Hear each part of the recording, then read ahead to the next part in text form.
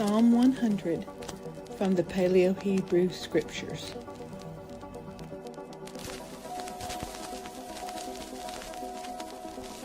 Make a loud noise. Shout for joy unto Yahweh the ever-living. Go to him before his face with a ringing cry of joy. Know him intimately and completely, for he, Yahweh the ever-living, is El-Hayam. He has fashioned us, working by labor to produce us, and not we ourselves. We are his people and the small cattle of his pasturing. Go to him, and to his gate with confession, thanksgiving, praise, into his enclosure with hymns of celebration. Cast forth praise unto him, kneel and place a gift before him. Prosper his name. For Yahweh is beautiful, kind, upright, fair and agreeable. His hesed, desire and mercy, zeal and kindness, endure unto time of long duration. For as far as the eye can see or perceive, to the edge of the horizon and beyond, and his faithfulness circles from age to age perpetually.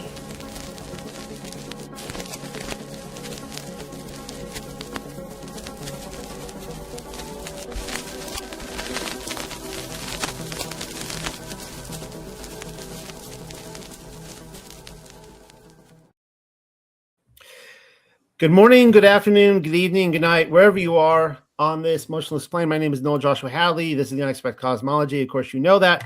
And tonight, or again this morning, or wherever you're at, I am welcoming on two new individuals who have never been on the talk before. Their names are Joel and Lior. So thank you very much, both of you, for coming on. And of course, tonight's talk is Sex and the Bible. Very provocative title. We did this about 3 or 4, I don't know, I've lost track, 4 weeks ago now, brought on Grant Easter. I know you two have seen that episode. And we're going to be covering tonight, among a number of topics, we've called this talk tonight Equality versus Equality versus Patriarchy.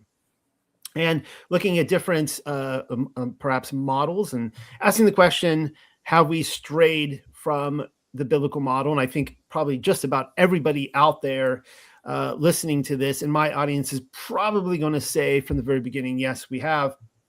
Now, I found you two on Facebook a few weeks back, and I have gone back to Facebook, and I found that there is a lot of really good talent there, talented individuals there. You guys have your own YouTube channel.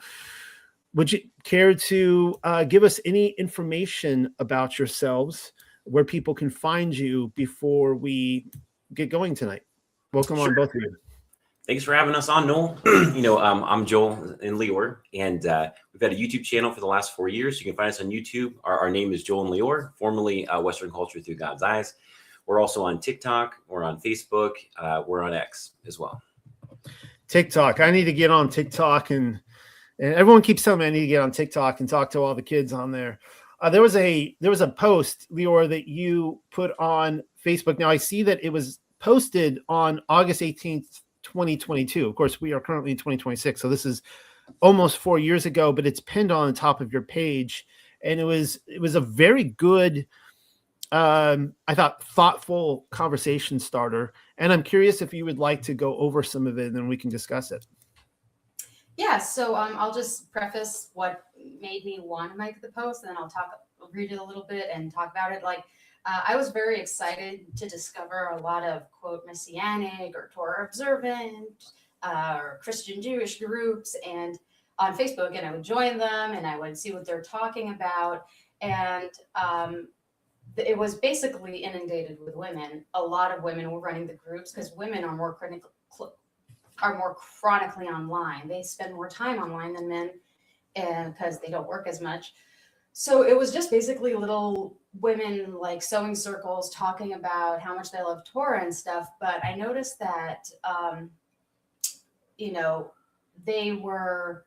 of them talked about the woman's obligation to be with a man, to serve a man, what she was designed for, her creation purpose. Like, we can't exist outside of men. And I think that's a huge part of being a woman. And none of them were talking about it. And then they were actually bashing men. And I was like, aghast. I was really disappointed. And if I tried to gently correct, like they'd just shoot it down, and then I'd be a little bit more firm, and they'd shoot it down, and then they just went all demon on me. And I realized, oh, these women, they're feminists. I can't distinguish them from the average woman that I was raised with at all. They are just off the charts, like they're flying off the handle, because they're convicted that they can't keep a man because they're not kind people. So I realized that trying to persuade women to be good is just a waste of time. And that kind of is what my post is about. So I'll read it, and it's still pinned 4 years later because it's still relevant. If anything, it's become more relevant. It goes, it comes to a point where speaking with self-proclaimed women of God is a waste of time, or daughter of Yah, or anyone named Bat Yah. That's a red flag. Okay. They'll talk about love and grace and Torah and obedience, yet they are in open rebellion against his design, thinking that Yah will make an exception for their situation. Quote, newsflash, God doesn't judge on a grading curve to accommodate the increasing and ubiquitous disobedience. If you don't meet his criteria, you burn. He killed 1 billion people in the flood and left 8. It's a kind of a long post, so I'm going to go down. I said, this is why we realized that reaching out exclusively to men is the only solution to this problem. Women will not hold each other accountable. Women will not correct each other or rebuke each other, let alone change for a female friend. But you know who women will change for? The men, because for a sense of well-being and for survival. Women need men to survive. So scroll down a little more. It goes on and on. Because we were basically getting censored. So this was basically a greeting to the men on my profile because... We'll read the whole thing, sweetie. Oh, thanks. It's 2 hours. It's a bit long, but okay. I'll just summarize it basically. Like, it was basically a greeting to the men on my profile because I'm a woman and I send out a lot of friend requests to men, and they're like, why is this woman sending me a friend request? It's because it's a waste of time talking to women, especially if she's not married. Like, they only respond women only respond to coercion, like either force or financial coercion, one way or another, you know. Otherwise, they'll just do what they want. They don't really care who it affects as long as they feel good about themselves. So it's beholden to the men to either respond, like either reward or withhold from women based on their behavior. So the impetus is really on the men to, like I said, reward or punish the women based on how they're behaving, because the women just don't respond to shame or guilt. They're shameless. So that was kind of the welcome to my page. And, you know, I do have some female friends. They're far and few because, like, they're married, they're patriarchal, and they want to hold women accountable, which is, like, really unpopular. Yeah. So, okay. So, I did want to say this too, and nothing based on what you just said, Laura, but I forgot to put this out at the very beginning, just for everyone listening, a little disclaimer. I usually do this at the beginning of these roundtable discussions, interviews, and stuff like that. And Joel and Leor know this, that you know, what Joel and Leor have to say tonight is not necessarily a representation of what I believe. We may agree on some points and may not on others. And of course, this is everything being discussed tonight is for educational value, where the viewer can take the information being disseminated tonight and decide for yourselves.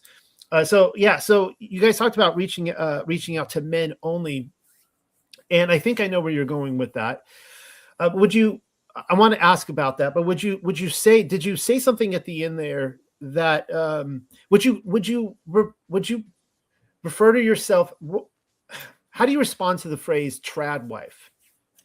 What is a trad wife for you? I want Joel to take the wheel really, because it was my post, so I wanted to talk about it a little bit. But and another big reason that we stopped friending women is because they would cancel us, and we would get our Facebook flagged or shut down basically for 30 days at a time. Every time I said that, a woman needs to be married in order to be pleasing to God, she needs to be serving a man, not only the children, she needs to be pleasing to the man in order to be a pleasing steward on earth. We would get reported, I would say, well, we would get some feedback, some negative feedback. I'd be like, well, you're convicted because of these personal choices that you've made. Reported, blocked, censored. So women love canceling people, and the men have more of an honest, conversation, So yeah. That's another reason why trad wife, sorry. Am I a trad wife, honey? So a trad wife is like the response to like all women except for the most radical left realize feminism has gone way too far. In fact, they realize it's actually cutting into their own privilege because under matriarchy, if we actually had equality, women would actually experience so much less privilege than they do today. Like, for example, if we had equality in 1920, with the privilege of voting, women would have the obligation of the draft. That's equality, right? We don't have that, so we've never had equality. Equality would be a drastic increase in privilege for men. So the trad wife response is like, we're making men too feminine, and therefore we're not benefiting as much as we used to under patriarchy, right? The men aren't strong enough, so they're not protecting us as much. They're not ambitious enough to make enough money. We like that part, etc. They're not always willing to pay for the first date, et cetera. Being romantic and chivalrous and, do all the manual labor around inside. The guys are actually believing what we've been propagandizing for the last 106 years. And we don't like it. It's cutting into our privilege. It's like, they're believing what we're saying. Make it stop. So equality means that you get equal cons with the pros, so the trad wives are like, oh no, we're not bad women. We're good women. We're trad, trad short for traditional, of course. But they're still feminists though. And I wanted to talk about like an intro of like why we felt compelled to start this channel. So the trad wives, unfortunately, most of them, I'm sure there's a few good ones, but most of them are LARPing. Like most of the women online, they want attention, they want the male gaze, lust from other men. They're not really patriarchal. They're not really conservative. They're not really traditional in fashion. Exactly. So like women for 6,000 years, there was only one game in town and it was patriarchy. Women were humble. They were modest. They stayed at home. They supported their husband and the kids, etc. They didn't work. They had no positions of leadership whatsoever. They didn't vote. They didn't dress naked in public or almost naked, etc. They were all virgins until they were married. Like they weren't promiscuous. They weren't dating. Like everyone's always. We have a whole video on dating. They're like, oh, how come the Bible doesn't mention dating? Is it because dating essentially did not exist until the 1940s. Like for 6,000 years, arranged marriages is how it was done. There's actually a passage in the Torah where it says that if a woman isn't a virgin, like on her wedding day, and there's a whole, like with the white sheet and everything, and the breaking of the hymen, like the penalty for that is death. I mean, God is like really serious about female purity and patriarchy, etc. And today we're like, matriarchy, promiscuity, the higher body count, the better. Yeah, let's the more we subjugate men, the better. And you're not a good man unless you're a good little beta slave. It's a total inversion. And what we're seeing right now is exactly what happened in the garden. God the Father established patriarchy. He created Adam first and alone in the garden. He created Eve later that day. It was a clear established order. And Satan comes in and is like, he's like, Eve, how about you worship me as God? I'm going to empower you. I want you to be equal. I want you to be equal and empowered with Adam and God. And she's like, wow, that sounds great. I have paradise. I have everything. Got a loving husband. Don't have to work. The food is free. I got a personal relationship with the Spirit of God in the garden. But that sounds even better. I want to be equal. I want to be empowered. And she damned everybody. So, and the people that God calls out in order is an order of who sinned. It was first Satan that sinned. Then it was Eve that sinned, and then it was Adam that sinned. And that exact dynamic is going on today. So instead of, so right now we have women are submitting to Satan and men are submitting to women. And that's why matriarchy is so harmful. Like it affects every area of life. But so the reason why we wanted to start this, the trad wife. So I think that if you're in the West, every person, every man and woman is a feminist. The question is the question is to what degree. I mean, like I was raised in like a super conservative home where my mom said all the right things, like voted Republican and, the Bible and everything. And then she just practiced matriarchy in our home regardless, and I just saw like my mom, and they had a traditional situation. Like my dad made all the money. She stayed at home, didn't have to work. And yet she had all the power. He submitted to her. And so what really red pilled me on this whole topic was actually like as a little boy, watching how bad my mom treated my dad, despite him being an amazing husband, and father. And she still wanted the power, and she was still really toxic, and he didn't have the courage to stand up for her, and it ruined our family. And the same thing happened with Lior's family too. And our best friend, the same thing happened in his family. And so this is like the norm. It's not an exception. I've stated multiple times, and I'm in agreement with you that I would venture to say that pretty much every woman and men also to some degree are a feminist. And when women will say to me, well, I'm not a feminist, my first thought is, okay, how are you measuring this? Are you saying you're not a modern feminist, like with the whole trans LGBTQ forward thinking movement? Are you identifying with the 1970s feminists, or do we need to go all the way back to the the 1880s, 1890s at that time?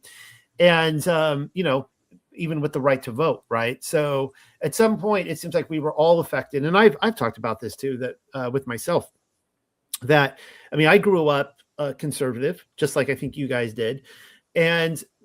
But I was also instilled, my wife and I, we've been married for almost a quarter of a century, and we were instilled with some of the lies of feminism, even though we didn't identify with feminism. I think every single one of us are, kind of coming out of these lies. And I think it's harder for some than others because, some people are so entrenched in it. It's one thing to go, I'm trying to think of, okay.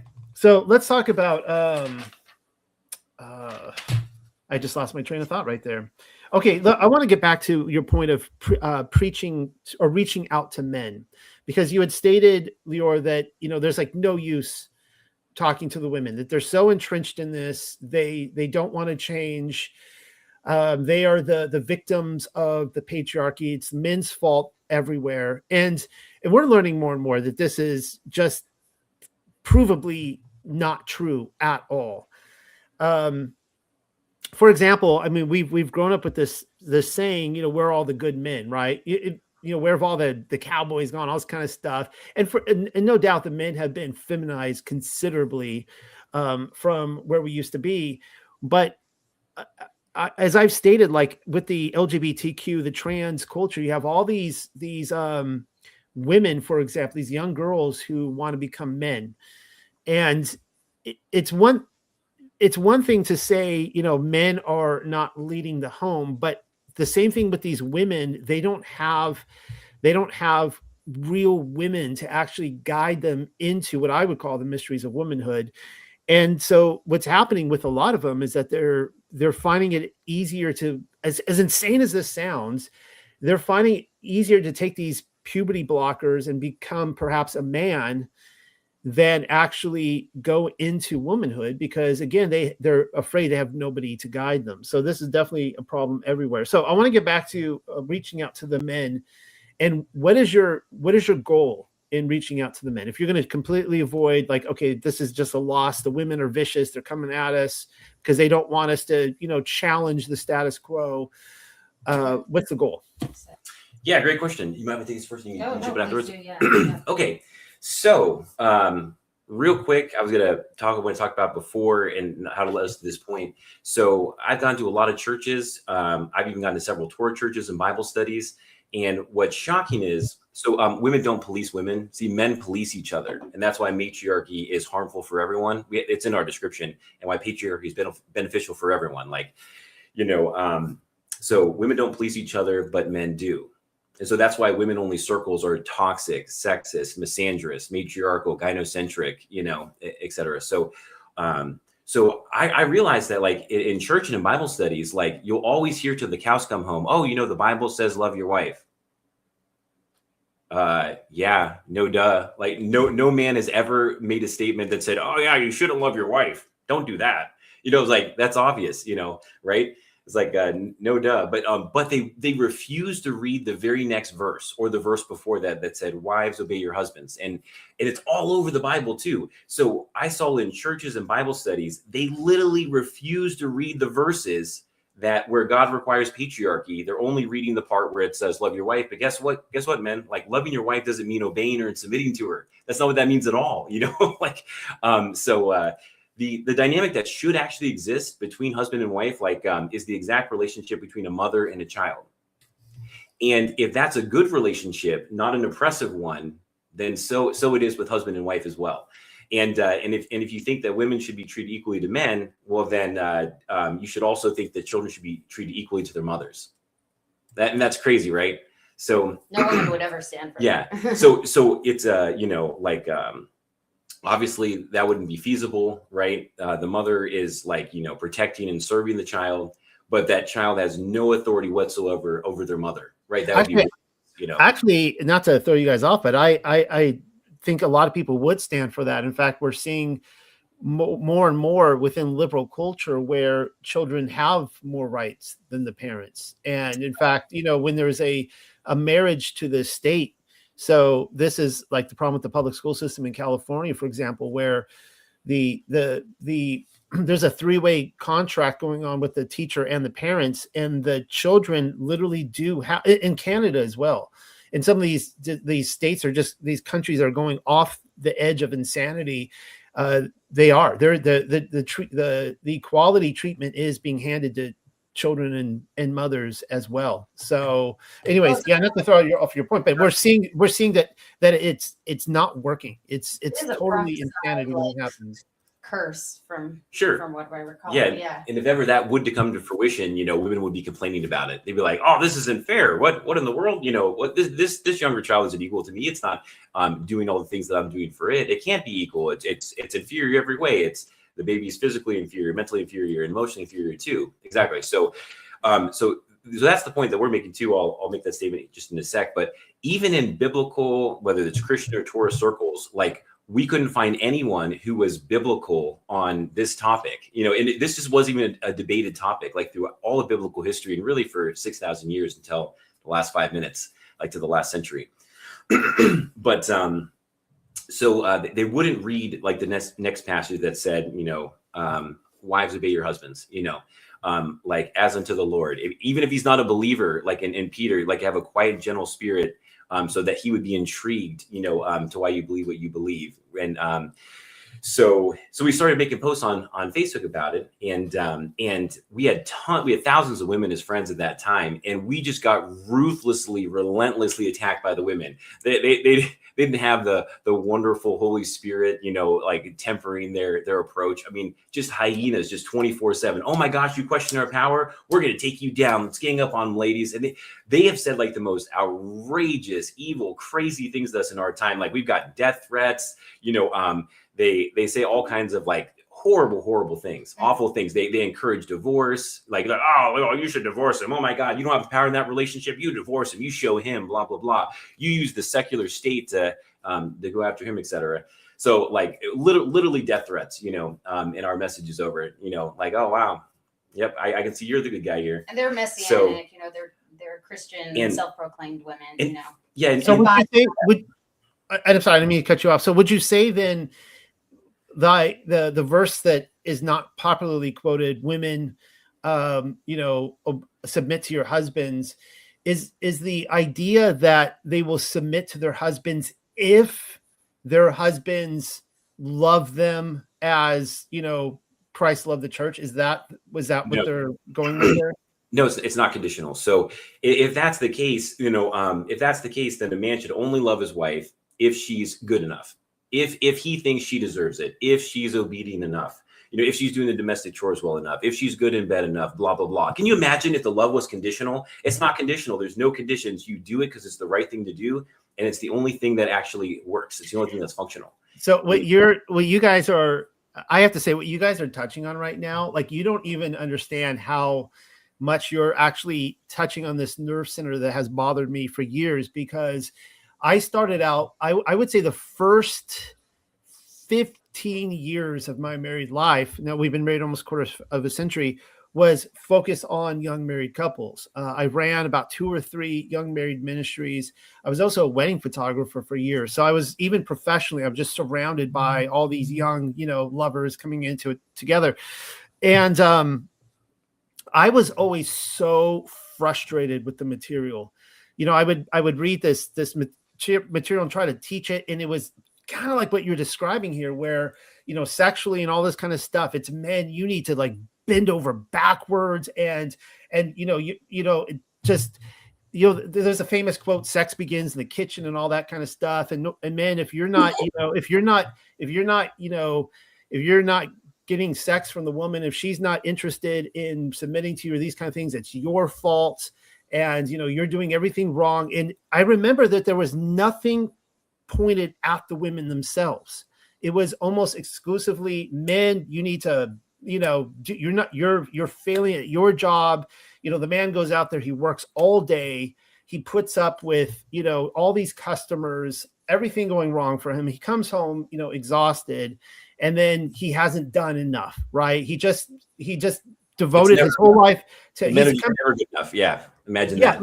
I mean, the thing is that like I work from home, and my wife works from home, but I have this conversation with my wife all the time, where I tell her, like, I get it why men would come home from the coal mines and the steel mill, and they would just kind of like veg out on the couch. Like, they would be so exhausted at the end of the day. And, somewhere along the lines, women became liberated and, and kind of killed it all. But, yeah, why, how the gender role split happened, like throughout all of history. Men are so loving and benevolent. We gave women the easier gender role. That's what happens in patriarchy, right? Men have to do the hard stuff, the manual labor. They got to go protect and die. The women get to be safe at home, and they get to do the easy tasks that don't require as much strength. It was always the better role, Yes, ma'am? I wanted to chime in and say something. It's such a like intimate topic. This is why everybody has such strong feelings about it. And we love talking about Torah and scriptural details, but like, you were discussing about how in California and in Canada things are going really badly, and it's mostly like the liberal side that is giving children, what do you want to eat for dinner? I want candy. Okay, the mother is allowing the child to like lead the home, but my point is that liberalism has really spread everywhere.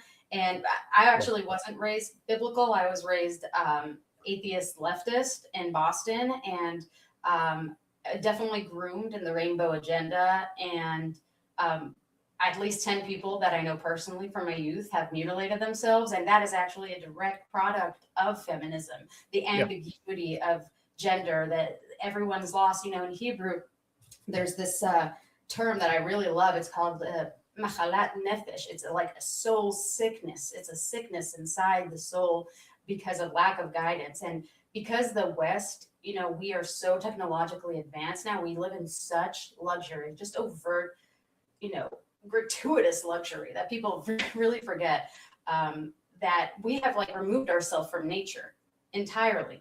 And because of that, we think the laws of nature no longer apply because we have phones and DoorDash and blah, blah, blah. And that was kind of like part of what made me so open to embrace this, because, growing up in Boston, you're just like surrounded by concrete. It's like you go from box to box to box. And I was having like an existential crisis. And I'm like, things aren't supposed to be like this. And everyone around me was like, no, things are great. Like, nobody talks to each other. We live in concrete.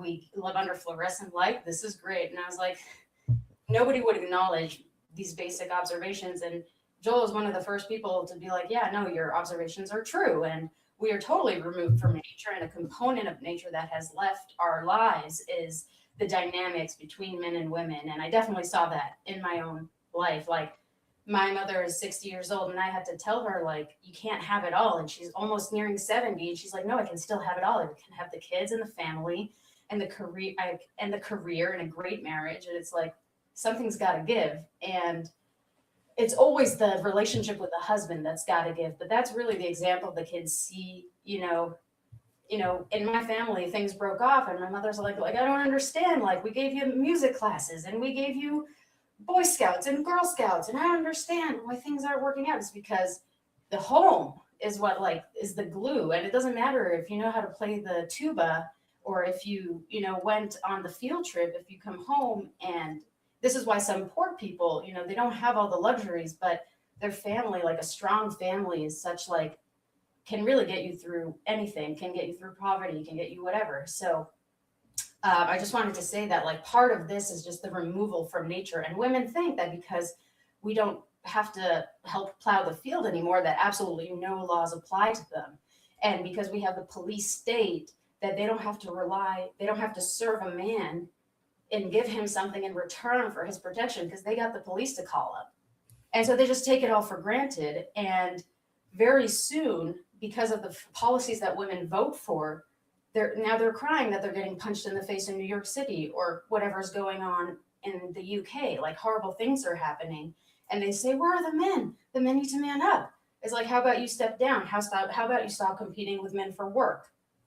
How about you just give him what he needs in order and stop demanding? So it's really like, the reason we talk about it so much is because it's such an intimate topic. It affects every individual's life. And I'll end with this. It's like, we can talk about a lot of stuff in all of these with churches and theology, but if you can't acknowledge like nature, if you say, hey, water's wet, and somebody tells you no, water is not wet, like, you're not in the same paradigm. You can't have a conversation with this person. So that's the reason why I've been going to men, because women only listen, to the guys they want to bunk.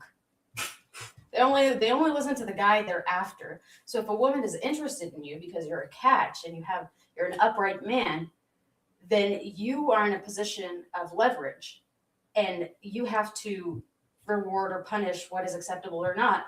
And we talk about this a lot on the channel with parable of the rotten apple. You try and purify the apple. All apples are rotten. I was rotten when Joel met me. I was feminist, right? I didn't wear a head cover. I didn't dress as modestly, but he took me through a process. And the only thing a woman can be is willing. And if she's not willing, you discard the apple and you pick up a new apple. And that's just what men have to go through.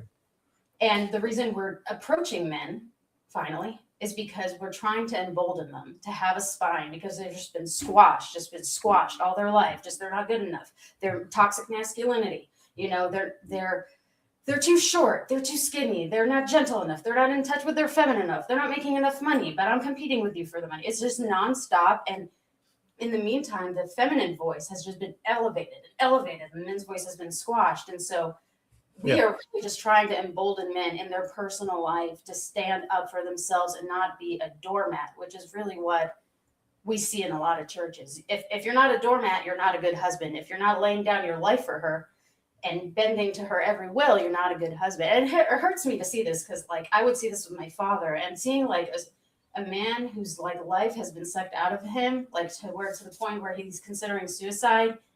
It's literally like heartbreaking. It is affecting people's life in a very dramatic way. It's hard to see, even in culture, mainstream culture, how much men have been emasculated. So if I'm understanding you correctly, I want to get back really quickly to what you said, that men police each other. I wasn't quite clear what you meant on that, because when you were talking, Lior, about all the women that were like, they were saying nasty things to you guys when you were coming out about the patriarchy. That seems like pretty policey activity to me. So really quickly, what did you guys mean by men police each other? Is it that? Yeah, if a man does anything improper whatsoever, both men and women jump down his throat immediately. Like, even if he is a good guy, he's going to be told, "Oh, you're not good enough. You need to get better. Why don't you just work on yourself before you even begin thinking about dating?" If a man like participates in either something immoral, or even slightly, if he's not achieving his best self, he'll get criticism across the board from men and women. Everywhere, from the pulpit, the government, schools, social media, you name it. But this is not true with women. This doesn't happen the other way with women. If women do something sinful or evil, or if they're their worst self, they're like, "You go, girl. You know your worth. You deserve to be loved. If he doesn't deserve you at your worst, then he doesn't deserve you at your best." It's a completely one-sided double standard. Here's where we went wrong. This is kind of like piggybacking on like the former question you asked. Hey, why only talk to men? The reason we got here over the last 106 years is because Western men are benevolent to a fault. They're so benevolent, they listen to women, and that's how we got here. And they keep listening to women. So the mistake that men made was listening to women and then doing what they said. Like you're always going to go wrong in that scenario. So here's why that's wrong is that so women actually they don't know what they want.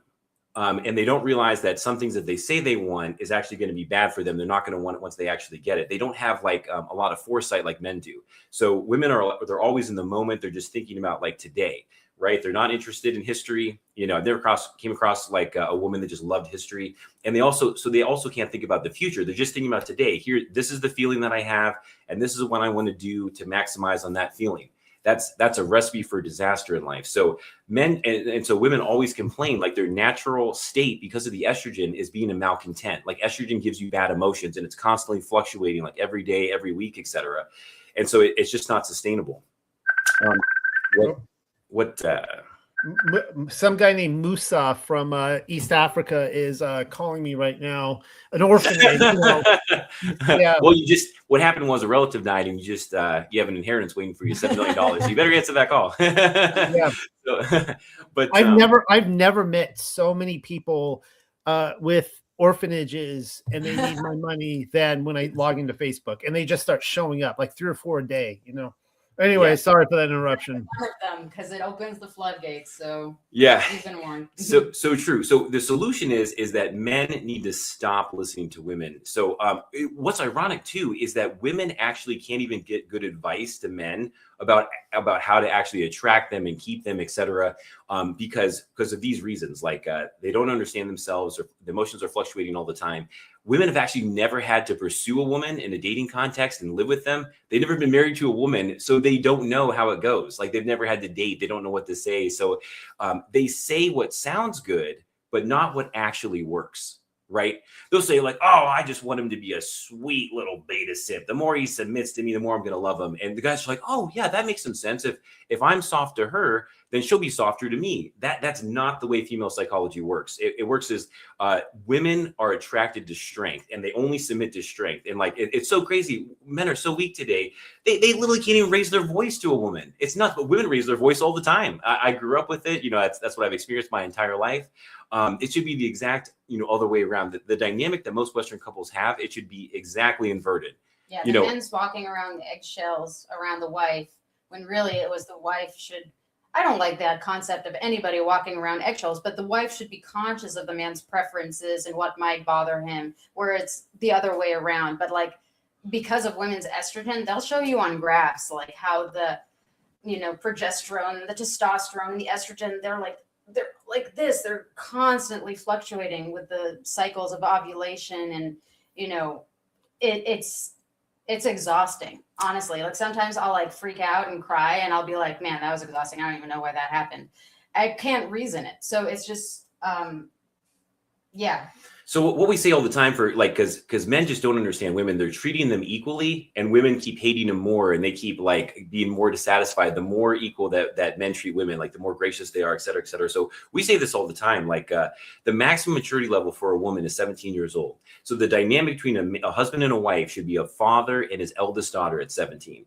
So like, sure, she has some competencies, but not the same level as a man though. So women are inferior physically, mentally, and emotionally. And it's super harmful for us not to realize this, because that's the way that they actually get the most privilege, right? Children get the most privilege in our society. So like, so it's just a net win for women, but like, so they stay obviously weaker than men for life physically. No one debates that one, but also mentally and emotionally too. Like women are emotionally fragile, right? So they're inferior emotionally. They're not stable as men are. And also mentally, this is the one that women try to gaslight about, but this is so true. They said, oh, well, we should be in charge, not because we're willing to die for you.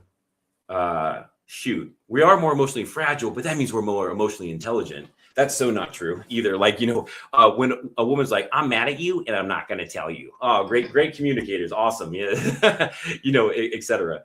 Or they say, oh, I don't want a present for my birthday. And then they get mad at you when you don't get a present for the birthday, So they're not more emotionally intelligent. Men are, men are also the more loving gender too. Like you said in your last episode, men are the ones doing all the romance. Women like to receive the romance, but they don't give it. So, but the second thing is, yeah, I definitely agree with that. Yeah. Women don't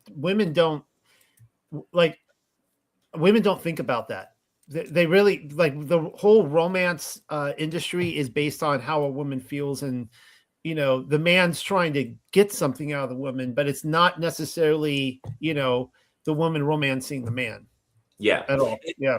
And women don't, another thing why men are so frustrated is like women don't have the concept of fairness in their mind. Like they don't understand and practice fairness. That's why guys are like, why are you being so unfair? Why are you being so unfair? It's like, well, and this is what we say is like women are I say evil children. Women are evil children. They're bad children.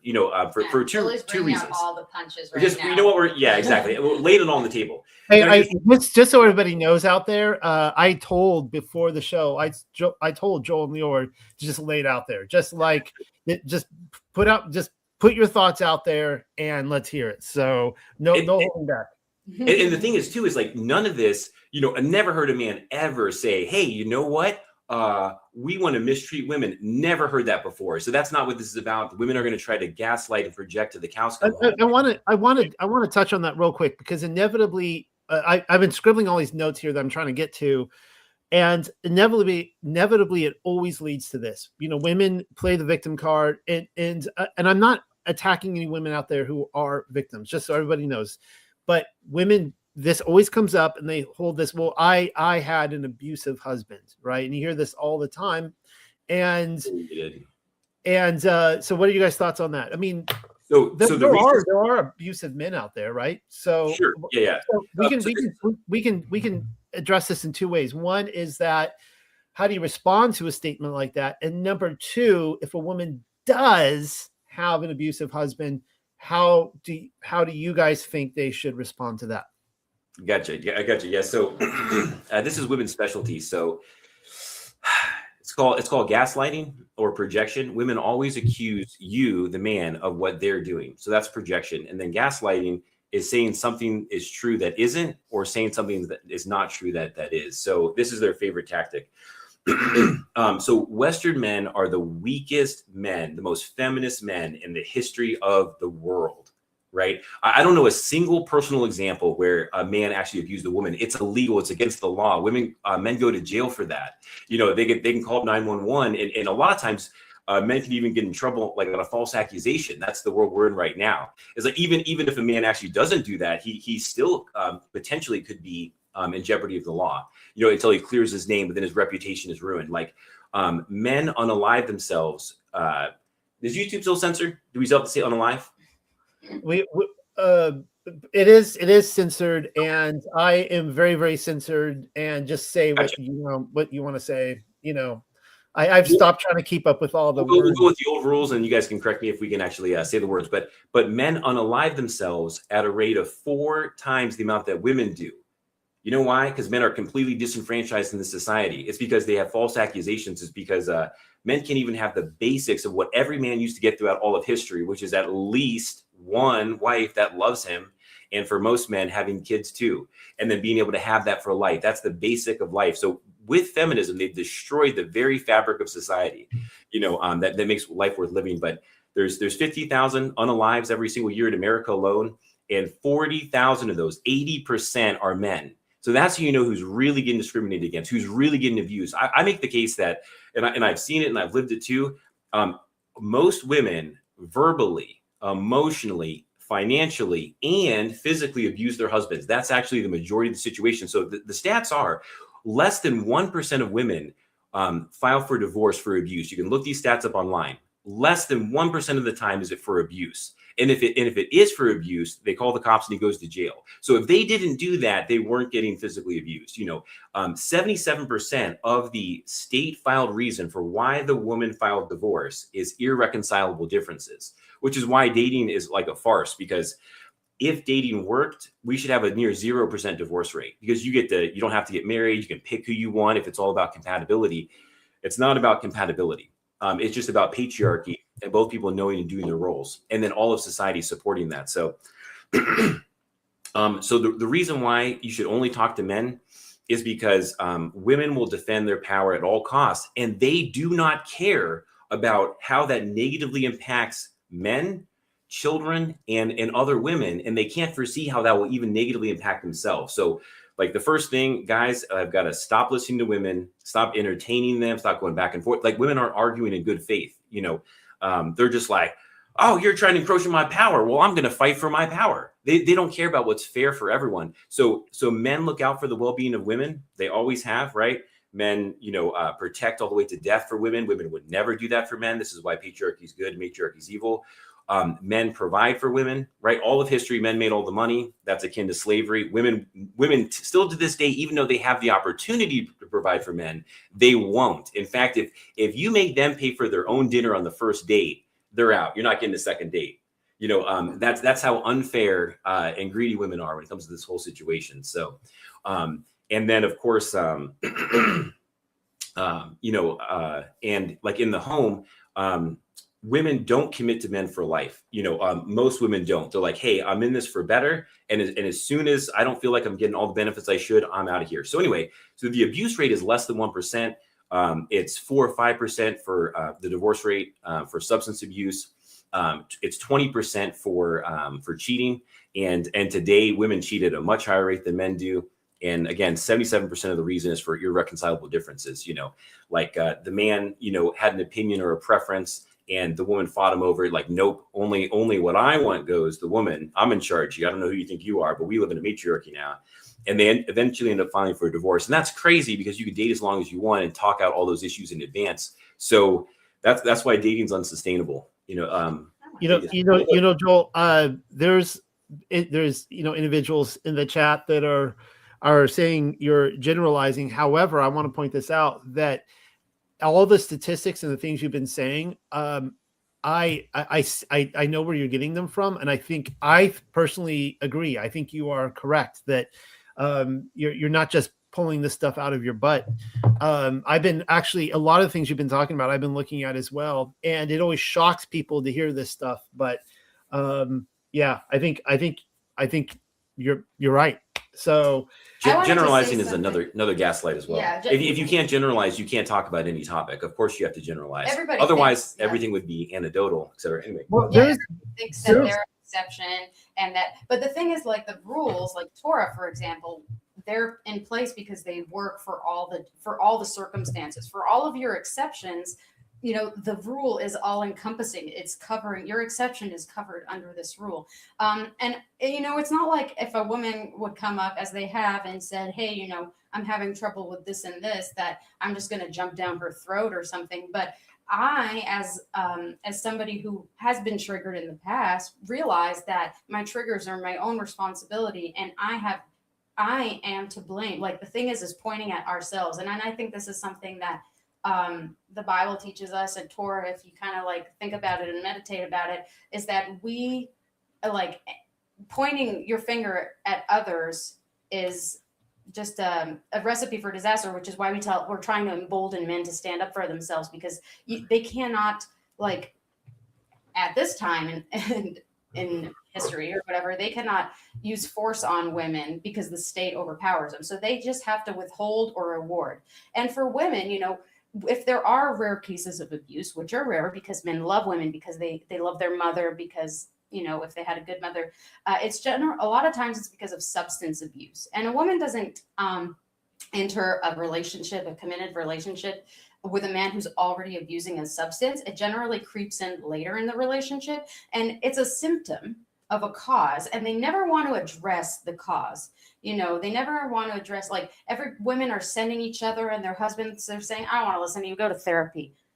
A therapist is a sham. It's somebody you're paying to pretend to be your friend. You're supposed to be his ear. You're supposed to listen to his troubles. So men feel very alone. They feel unappreciated. They feel unloved. And this drives them to substance abuse. And it's usually under substance abuse that any type of abuse happens, when a person isn't in their right mind. And a lot of the times you'll see on conversations and interviews on YouTube that a woman says, oh, he pushed me down the stairs.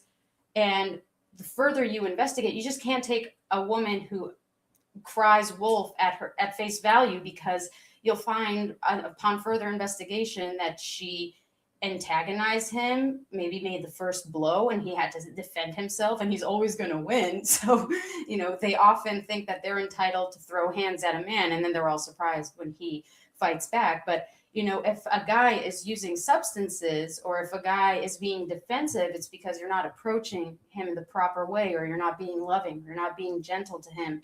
And substance abuse, and a lot of women then they want to say, oh, he was doing drugs or he was drinking profusely, but they entered the relationship. So like, lady, you chose him at that state, so just now you chose him and you stick it out. You chose him as he was, but they're like, they enter it because they found him hot, they wanted to sleep with him, he's a bad boy, and then they're like, oh wait, he's not a beta simp, and I want the bad boy to be a beta simp. I kind of talk about this in my video, Breaking Down Disney. I want the bad boy to be bad to everyone else, but I want him to be good to me. I want him to be strong to everyone else, but I want him to be soft to me.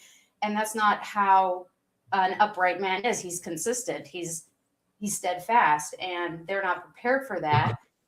Or if he's a bad boy, he's going to be bad all the time. If you found it was hot that he was rebellious, he's going to be rebellious to your own detriment. But you chose him at that state, so now you have to stick it out and maybe help him and be good to him. But they never want to do that, and then they want to call abuse, because the abuse gives them tremendous privilege, benefits, sympathy, you name it, they get it. You know. Another thing too is that it's you know, I've been so, this whole patriarchal topic is like one of my most like demoralizing topics in life, because I was raised like everyone else. So like, oh, women love men. All they have is love, and they're loyal, and they stay with women for life, and they have nothing but goodness in their heart, and they always tell the truth, and blah blah blah blah blah. It's just so not true. Like here's the thing is that women, as a rule of thumb, are liars. Lying, they live a lifestyle of lies. They lie so much, and so they lie about false rape accusations. They lie about what they're looking for in a guy. Every time they tell a story, it's so incredibly biased and one-sided. It's an outright lie. So where men go wrong is they listen to women, you know, and like here's a great little anecdote. So since the 60s, women have been saying, man, get in touch with your feminine side. We want more feminine men. Get in touch with, I grew up with that. Get in touch with your feminine side. Get in touch with your feminine side. And the women today are like, why are men so feminine? Why are they like that? Why aren't they like the men in the 40s and 50s? Because you've been feminizing them since the 60s. That's why, generations, you know, like women said to men, they said, don't approach us and ask us out for coffee at a coffee shop or at a library. That's harassment. We don't want that. Stop approaching us. They said that in the 2010s and the Me Too movement. And they're like, why are guys not asking us out anymore? Why? Guys used to approach women all the time. Why don't they approach and ask women out anymore? Men are afraid. And yeah, there's like, you just told us not to. You've told us not to for at least 16 years. You know, like the Me Too movement was another disaster. And you have like all those videos now where women will go to the gym, and of course, women go to the gym to be seen. I want to say really quickly that my wife, I don't know if she wants me to volunteer this information or not. She despises. Yeah, I think I'll use the word despise. She despises working with other women. She does not want to work with other men. She only wants to work for men, because she says women are just, they're slanderous. They are, you know, just gossipy, and they like drama, and they're always fighting. And she, for years, worked as a software engineer just around men. And she said men were so easy to work with. But she talks too about like when she's got a girlfriend down the street, and they go to the gym together, and how the women will just, you know, they spend half the time in the bathroom putting on makeup, and they just want to be seen there and that kind of stuff. But there's this big thing with the Me Too where they, you know, they'll go film themselves at the gyms, and they'll be like in the video, like, look at that perv over there. He's like looking at me, you know, never mind the fact that she's dressed a certain way. Right. And that kind of stuff. And then I know what you're talking about, Joel, where they're making all these videos now, and they're like getting all upset. Like, I just spent the whole night at the bar and not one man came up to me. It's like, well, yeah, you think, right? Because you guys have just, you know, victimized yourself for, you know, men are scum, and, you know, they're just here to harass you and, you know, victimize you and all this kind of stuff. This is why men, like, they're like scared of going in relationships now. They don't want to go into something where they're just the wife is going to run off with the kids, take the house. They're going to be in, you know, paying for her for, you know, some sort of alimony situation. kind of like a woman wants to be covered under him as a wife, but without the actual marriage relationship or sex or anything like that, right? Where there's your polygyny right there. Yeah. A lot of women are very anti-polygyny. I don't even know where you guys are at on that. We don't need to go there, but it's like they're okay with the alimony. They're okay getting paid by the ex-husband. They just don't want to, have sex. And so now he's got ultimately multiple wives. He's ultimately providing for multiple women. That is Western polygyny. It exists. It's very real, and it's happening more than we. I'm kind of I wanted to point out one comment that was going on in the discussion thread, because you guys had stated earlier that I had stated that young women are scared to become women because they don't have women to teach them what it is to be a woman anymore. For the longest time, it has been put on men. Now, the thing is in this discussion, I know that there are women listening who are thinking that this is just like attacking women. I think, though, the thing is that like we're at a point in history where the tables are turning again, and we're seeing how much this has turned on the patriarchy, and that like society cannot get steered back in the right direction unless if we get men back where they belong, and men need be behind the wheel again. I think you guys are in agreement with that, right? Yep. So I'm curious what you, okay, here's, well, let me just say this comment real quick. This comment came through. Someone said, I think we older women need to help the younger women. We need to step up and show what it means to be a woman. Is that something you guys would agree with? You had stated, Lior, that, it's too hard to even talk to women. So where you guys? That'd be wonderful, but they haven't been doing that for 106 failed. years. Where's that been? Totally failed us. Yeah. I mean, you go to every woman, like every older woman. We go to Bob Evans. They're wearing pants. They're wearing slacks. They got short hair. I look from behind. If it weren't for their huge badonk, I wouldn't even know it's a woman. Like they literally everything from how the older generation dresses to the older it is our grandmothers, our aunts, and our mothers that have got us to this place. So it's nice and all for women to want to correct each other, but they don't do it. So just to say, oh, we need to do this. Well, stop saying you need to do it and just do it. Just do it. And honestly, so what if we're attacking women? Like if this is the trigger response, if the shoe doesn't apply, let it fly. Or if the shoe doesn't fit, whatever. If it doesn't apply, let it fly. People say crazy thing about toxic women who wear crazy tarantula lashes. I don't take it personally because I don't wear that stuff, So they're only triggered because it applies to them. And I know that I've been a bad woman in the past and that I've felt convicted and that I had to be remorseful and repentful and see my shortcomings and all of that. And if you as an older woman want to help, you have to acknowledge your own contributions or lack thereof to the situation. It's not like all these trad cons. I just want to say, yesterday I said this on Twitter, the women who are trad cons or the women who say they're conservative, all that means is I think men should pay. That's all it means.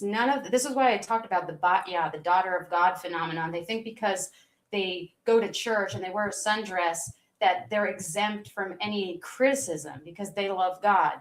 Okay, so what? The trad cons, all they care about is money. They just say, I want to be traditional. That just means I want the man to pay, but they don't want to submit. They don't want to dress modestly. They got a cross in their cleavage. They got their purple hair. They're taking selfies. They're doing filters. They're making duck faces. I really can't tell a difference. And so the older women have totally failed us. Yeah, since I was born in 1988, women as a collective have criticized men as a collective every day of my life. And you don't hear men saying that, right? They say men are trash, men are trash. I hate men. Don't you? Oh yeah, totally, girl. I hate him too. Like they don't say, oh my gosh, you can't say that. And you don't hear men saying, oh, you're not allowed to disparage men. How dare you, you sexist? Men are like, oh, let's talk about the issue. What issue do you have with men? Okay, I see your point in that. Okay, I'll try to do what you're asking, blah, blah, blah. So it's so rich. Women have hated on men for generations, at least since the 60s. And men have just gone along with it and tried to like handle their complaints or whatever. And the more that women get, the more they complain, right?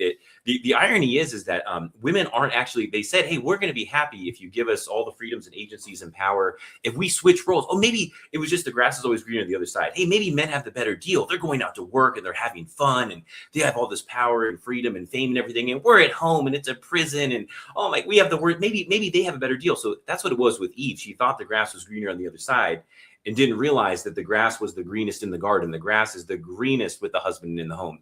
And then now that the roles were reversed, they realize, oh shoot, men have it worse. Okay, no, men, you still have to do your gender role. We're just not doing ours anymore. It's talk about religion. Yeah. I've never heard that line before. I've heard, and we've all heard grass is greener on the other side. I've never heard someone say before that the grass was greenest in Eden. That was a really good line. Thank you.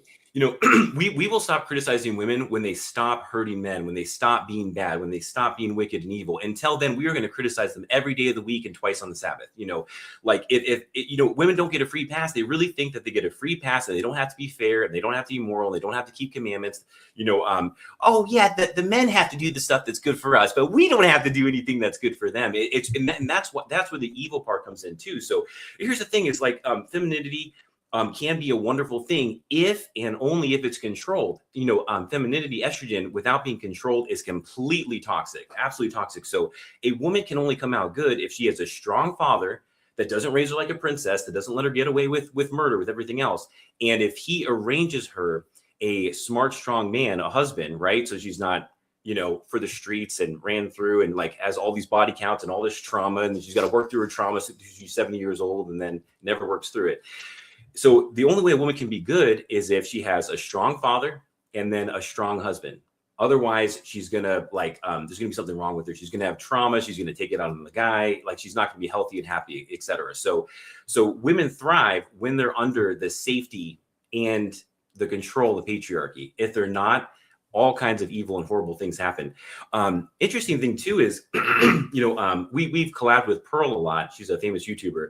And the stats show that the results for children under a single father are virtually the same as the stats by every metric for success for a kid as in a two-parent home with the father and the mother.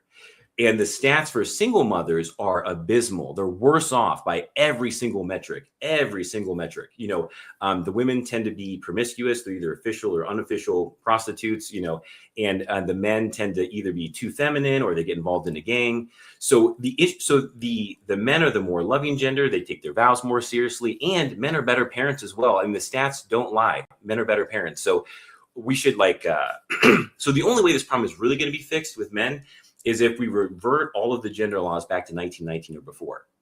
And men having just automatic custody of the kids, divorce being illegal, no alimony, no child support, etc. So it's so crazy. Right now in our society today, a woman can commit adultery on her husband with another guy. She can leave that guy for this new guy, and the man would still have to pay her alimony and child support, do his gender role while she's with another man, an adulterous situation. I mean, we live in absolute Sodom day. It's a totally an abomination. The equivalent to that would be a guy cheats on his wife with another woman, leaves her for the other woman, but his first wife would still have to do her gender role for him. So she still has to come over and have sex with him. She still has to do all the domestic chores. This would never happen, right? It's really crazy. It's so downplayed how abominable the gender dynamics and the laws are. So this won't be fixed until we can change it on a governmental law level, because women realize they're like, men will say things till the cows come home. But if I can use the laws against him, and that's all that matters. So ultimately there's not a solution until we change this at a governmental level. And so that's why I'm talking to men. If we get enough men together, we can try to make the laws in Congress change, et cetera. But until then, the man will just have to do risk management. He'll have to protect himself, and then he'll have to try patriarchy to the best of his ability on an individual level. What is there's a few questions I know didn't say this was going to be a Q&A, but people are asking questions. And so there's a couple of them I want to get to. One was curious what your view on biblical divorce is.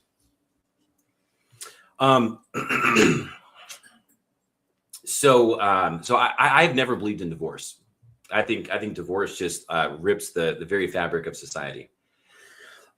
So as a rule, and I definitely don't believe in women having a privilege of divorcing, because as we see, they love divorce. So 70% of divorces are filed by women, and 70% of the reason is irreconcilable differences. So for no reason, they just felt like it. They thought the grass was greener on the other side. And there's videos all over social media. It's like, oh my gosh, I divorced my husband. He was a good man because I thought something better would be out there. Then I realized that I didn't have the options I thought, or those men were willing to hook up with me but not marry me. And oh, now I regret it.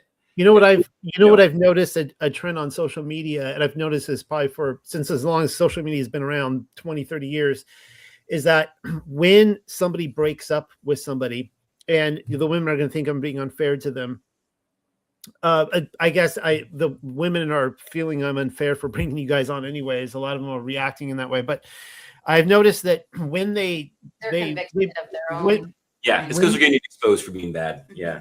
And I want to talk about the I'm writing down bad. I want to get back to that point about the generalization of bad, which I think, I do, men do, we get attacked a lot constantly. What you guys were saying earlier, there is a standard, it's almost like, it's almost like, I don't know how you guys feel about Zionism, but it's almost the same thing. You can't criticize Zionism.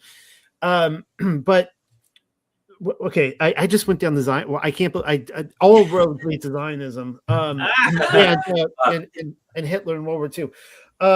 So, what was I saying? I was talking about. Oh yeah, the patriarchy. What are you guys' views on the matriarchy then? Like, how do you see the matriarchy? If you're of this opinion that the patriarchy has to be in total control, and the women's job is just to submit, what does she look like in the household? What is the matriarchy for you guys? Oh, how it is today? What's the dynamic today? No. Well, you can address what the dynamic is today, but how do you guys think? What is your understanding in a perfect world of what the matriarchy would look like? Like the patriarchy, you mean? No, the matriarchy. So like women, I guess. I'm thinking of like my grandmother was the matriarch of my family, right? She is, Sarah is the matriarchy, Abraham is the patriarch, right? So right. Yeah. What do you see as how do you see women then in the family unit in society? Sure. So they should be doing the exact same thing that they've been doing for all of history, the first 6,000 years. So either 1919 or potentially even as recent as the 50s, except without the privilege of voting because they don't have the obligation of the draft. But women should be humble, modest, and that includes a head cover. They should be in the home. Like Proverbs has like 10 verses where it says the woman who doesn't stay at home is evil, is a prostitute. There's 10 verses on it. And we have 2 videos on this. The first video we ever made was by Leor only. It's called Western Women Through God's Eyes. And in the description, we list actually 43 verses, all the patriarchal verses actually, of what a good woman would look like and what her commandments are from God. So that's where you can find those verses. And then we have a recent video called Bible Verses for Women, where we just list about 20 of like the top ones, but without the Proverbs one. So yeah. and the thing is, the home is like, the home is freedom. Work is slavery. Men are enslaved by being forced to go to work. Men don't have the privilege of staying at home. No woman would allow the man the privilege to stay at home because they know that it's freedom. They know it's the better deal. And they're not letting men capitalize on that privilege whatsoever. I know a lot of men today. I remember when I was a boy, we used to talk about in school, we were like, well, our role stinks. Women have the better role. Why can't we stay at home? And they work. What? Is this a ripoff? So I get what you guys are, saying, but I do want to jump back on that generalization because I personally know women that do work and the men stay at home. Like it is probably more prevalent in today's, matriarchal society than we recognize. I'll give you an example. My wife's twin sister she's been married for, I don't know how long now, 20 years, I don't know, 18, 19, 20 years. And the husband, he refuses to work. He just does not work a job. And he just goes off and does his thing during the day. And they've had a marriage that has, I guess, I don't know. I guess they've gotten along. So and she, she works a good job at like a bank or whatever. So there are some out there that there are women out there that will work for the man who doesn't want to work. It's probably not very common, but I would still say it's more common than no woman would do that. So gotcha. No, that's like a 1 in a million example. Like there's no significant percentage of women that are willing to do that. Like we don't know a single couple where that's the situation. So I'm sure that exists, but it's way less than 1%. No. I agree with you. It's very rare. I'm just saying that I actually do know they're actually my wife's sister. That is their situation that they're in right now. Yeah. So she's probably not going to be happy about that for life. At some point, she could flip the script. And but she will definitely not submit to him. So their roles are reversed. And so if he asks her to do something, whether it's like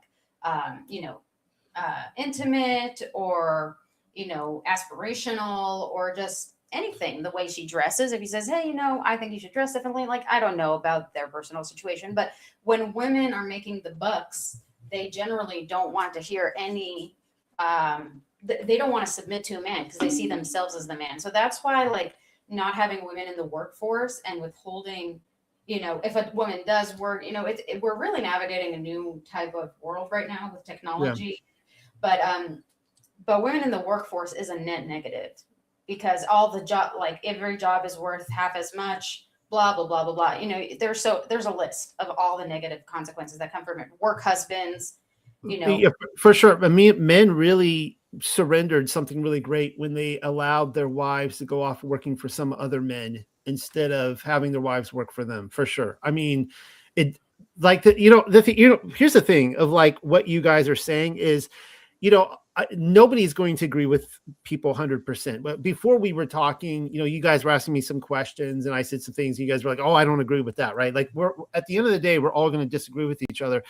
But what you guys are saying, I think, is it really is. I get it why you guys are, probably attacked as much as you are.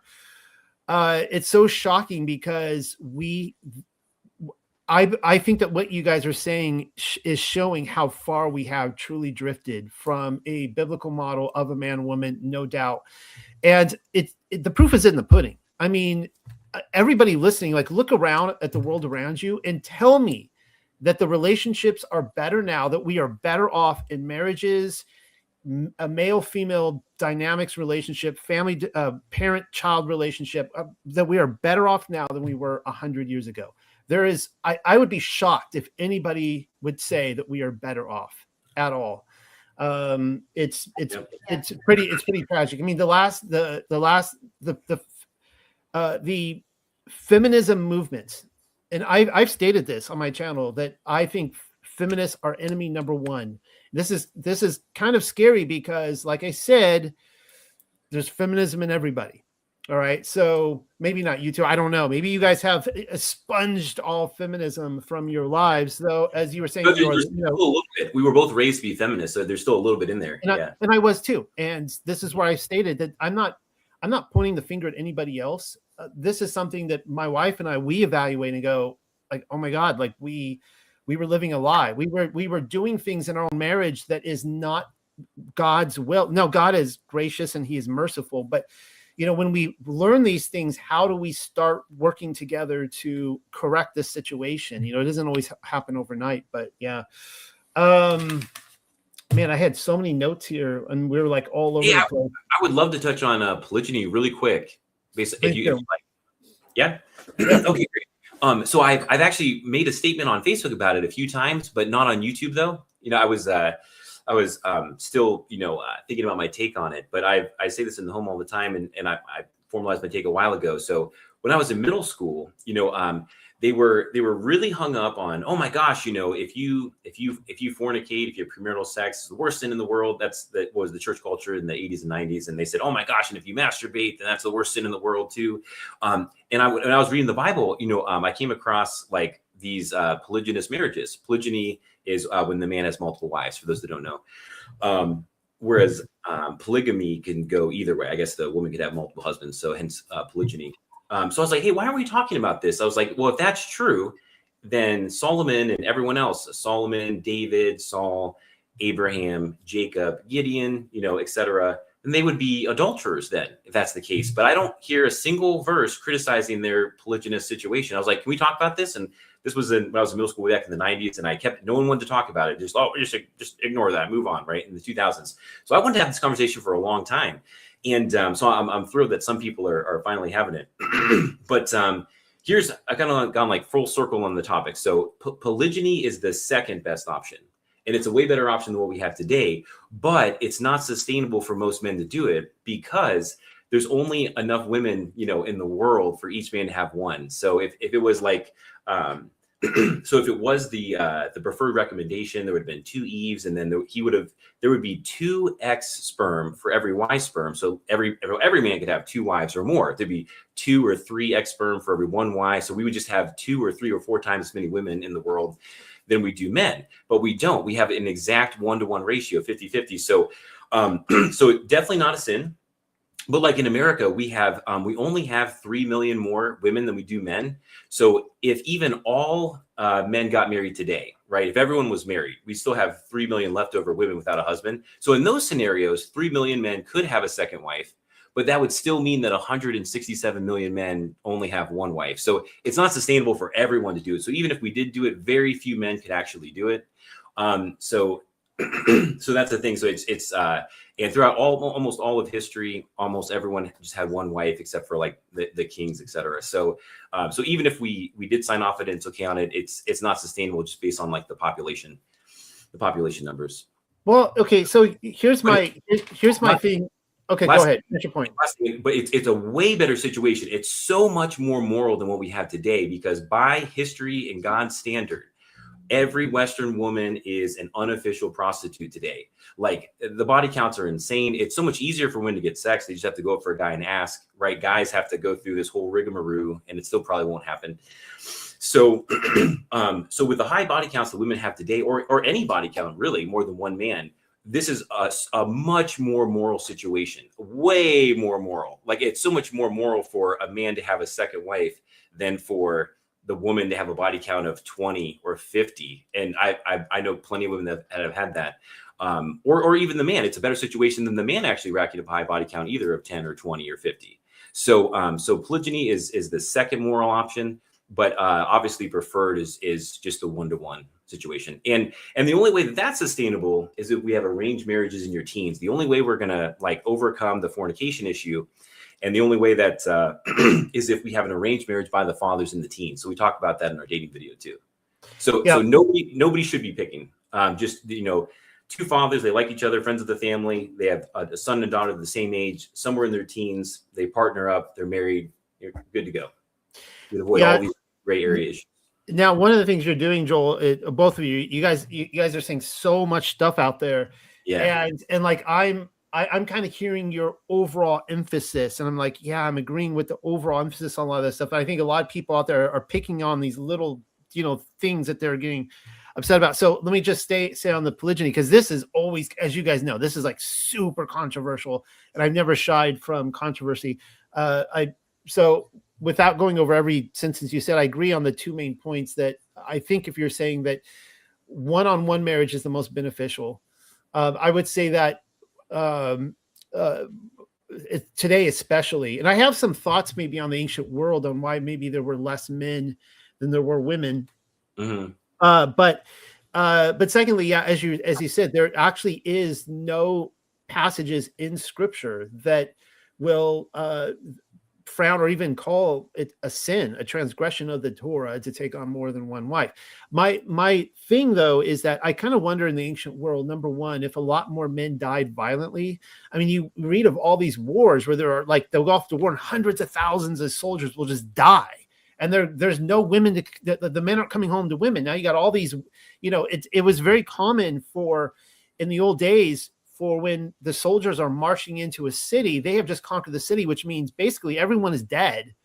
in the city, and it's just the women left there, and the women are like hanging out the windows trying to find a man, right? They want a man to protect them. So in the ancient culture, there was probably more reason for polygyny, for women to be taken care of, whereas you say today it's more of a 50-50. But secondly, I would say too that, at least from my perspective, that I don't think David and Solomon are the best examples. Not because David was an unrighteous man; he was a very righteous man. But they're both kings, and and I know that someone's out there like we were all called to be kings and priests of the kingdom. We're all kings and queens. But I think everyone knows what I mean by this. That if I were, I guess, a king that was so freaking important that I wanted my lineage to continue on for hundreds of years, there would be good reason for me to take a bunch of wives in order to create, you want to create royalty, right? So that if one line gets cut off, you have others. And the fact of the matter is that I have been to enough castles all through Europe, and they will take you, even though they were advertising the king had one queen, he had whole back rooms full of women where they were having children for him. And they weren't just, they weren't just pleasure women. They were actually having children. They wouldn't advertise that. So it was still very much alive as of, I don't know, 200-300 years ago, that was a very common practice for royalty. And I just point that out that, I'm obviously no Solomon or David, right? I don't have that kind of ego. I don't know if that makes sense to you. Absolutely, yeah, you're totally right. Only like the kings or like the chiefs could even do it. And Abraham had Hagar, and of course Jacob had a couple of wives, but they were also freaking rich. I mean, they were very, very, very wealthy, right? And as you say, that's not even on the table for most men today to even be able to think about being able to take on multiple wives to support them. So they also didn't have to go through all this song and dance to get a second wife. They'd be like, yo, want to be my second wife? She'd be like, yeah, look at Rebecca and Isaac. Cool, she seems nice. I guess they're married now. Like the guys didn't have to. This is why guys are checking out of the game, because the milk isn't worth the squeeze, or the juice isn't worth the squeeze. That was graphic. They're just like, there's so much song and dance. There's so much we have to do just to even get a first date. And even then the guys in history, the men were the prize. The women orbited the men. And now we have a total reversal of that. So yeah, it's got to the point where it's not safe for men to marry. Like we have a lot of prescriptions, and our first prescription is the laws are so damaging to men. They're so harmful. It's so risky that we actually advocate men not get married at all, and we advocate them to join in this movement and try to change the laws, and then it will be safe for them to get married and have kids. If the woman can leave, and if you are going to do it, don't get the marriage certificate. They were married for 6,000 years. There was no state certificate, so all that's doing is you're signing a contract to where the government can harm you, and they'll back up the woman to harm you as well. That's what a marriage certificate is. So. Until all the laws are done, if the woman can leave at any time for no reason, and she can get primary custody of your kids or 100% or mostly, she can just leave at any time for no reason. Like, that's not a marriage. There's no point to that. It's way too risky. And if the divorce rates were like less than 1%, okay, it'd be a worthwhile risk. That's not even remotely true. You have actually a higher percentage of you have a higher chance of her getting divorced than you do of staying married. It's outrageous. It's abominable. It's evil. It's more than 50%. I have a segue. Whenever you're done. Yeah, go ahead. But let me just finish this up real quick. Yeah. Now, if you can't do that and you still want to risk it, like me, then we give, okay, here's how you can risk management. Here's how you can have these conversations before you get married. Here's how you can reduce the risk of her flipping the script and being evil on you, and et cetera. Another component too. I was going to say the one I forgot. Go ahead. Oh yeah, like guys can't even worry about their kids learning Torah if they're worried about their wife taking their kids away and never seeing them. That's why this is on the forefront of our fight. Like, we love Torah, we love Tanakh, but you got to be able to actually have authority over your kids in order to make them. Now fathers don't even see their kids anymore. So it's like, You can worry about teaching them Torah if you see them. But, that's why the relationship, and when the kids are gone, the women are always serving the kids. They're not worried about serving the men. So when the kids are gone, there's like an existential crisis, all sorts of that. And the kids see the dynamic. It's generational, and it's really got to be fixed. Do you remember? Yeah. Oh, yeah. Two things real quick. You asked if I believed in divorce, and so I really hate divorce. So the answer is no. However, though, like it was in Torah, a good like exception to that rule is if the wife is truly being evil and she's not doing a role at all, and she's like just harming the man left and right, and the man's tried everything he can do, he could put her away, file for divorce. If we had the situation where this could actually work, and then she would either be on the streets, or she could go back to her father's house if he would even have her. And then the rule in society would be she could never remarry ever again, but he could. So that's a potential exception to the rule. And go ahead. I want you guys to finish your points. I have so much I want to insert in here, but go ahead, finish your point. Oh yeah. So anyway, that's the end of the point on that one. So that would incentivize women to be good, because right now the laws literally incentivize women to be evil, to be selfish, to harm the man. Like they reward women for divorcing. They reward women for treating men badly. So there's no incentive for them to be good. So they're just not good, right? Another thing too. So if I want to talk about this earlier too. We talked about this in all of our videos. A lot of men erroneously think, and because this is what we're taught, that they're just going to find a good woman.